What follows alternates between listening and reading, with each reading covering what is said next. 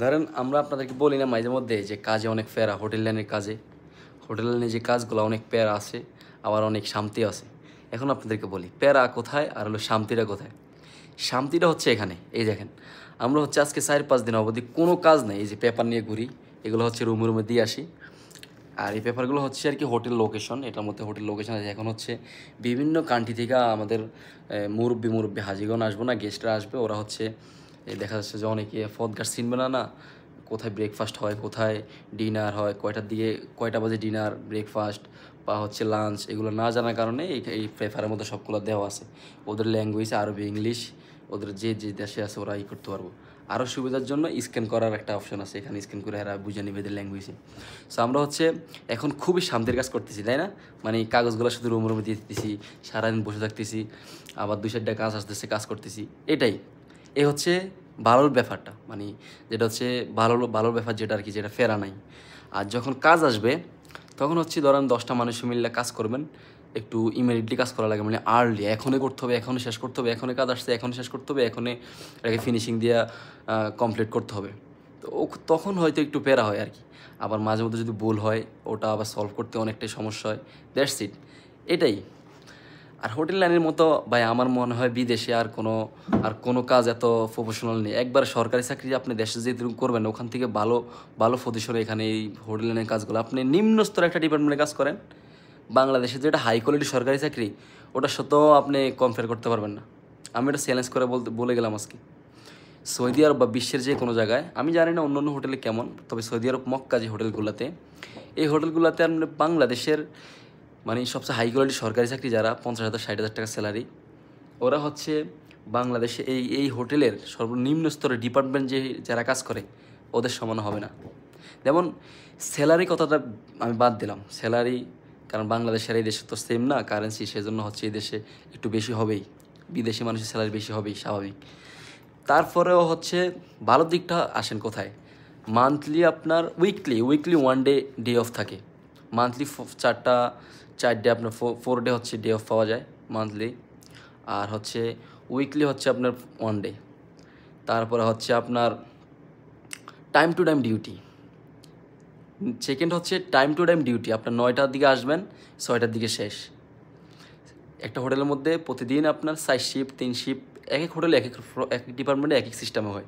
যেন আমাদের যে ডিপার্টমেন্ট, এখানে কোনো শিফটের কোনো হিসাবে নাই, 2 ঘন্টা 5 ঘন্টা পর পর শিফট আসা যায়। তো আপনার 9 ঘন্টা duty, time to time duty, time to time সব কিছু। সো সেজন্য বলতেছি হোটেল লাইনের যত কাজ আছে সৌদি আরবে, হোটেল লাইনের নামায় হোটেলের মতো কাজ না।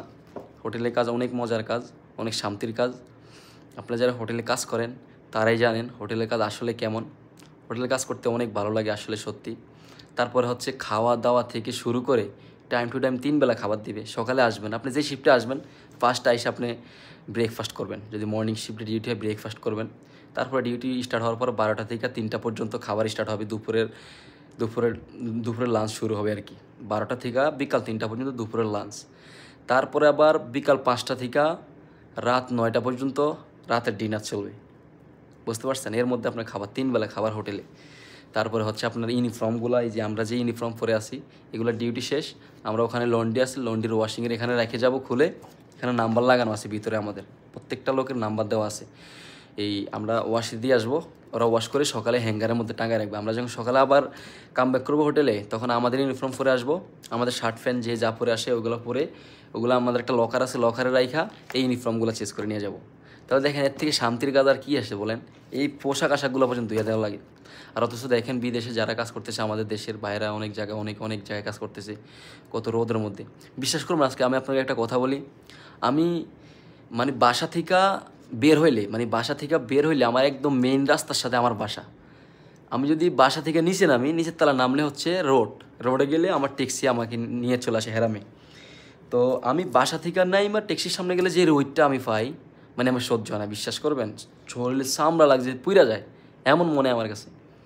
তো আল্লাহর কাছে লাখ লাখ শুক্রিয়া যে আমরা এরকম কাজ পাইছি। আমি আসার পর দিন থেকে এরকম আল্লাহ এই কাজে এখনও আসছি। আল্লাহ এখনও রাখছে, জানি না আল্লাহ কতদিন রাখে। আর আরেকটা প্লাস পয়েন্ট হচ্ছে আমরা আছি একবারে মক্কায়, কাবাগরের সামনে। আমি আপনাকে দেখাচ্ছি কাবাগরটা আসলে কোথায়। একবারে কাবাগরের সামনে আমরা আসলে সবসময় থাকি বা কাজ করি, আমাদের কাবার লোকজন।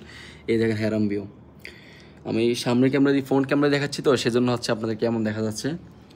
তো এই হচ্ছে আমাদের হেরা, নিচে নামলে আমরা অনেক উপরে আছি তো নিচে নামলে আরও সুন্দর দেখা যাবে।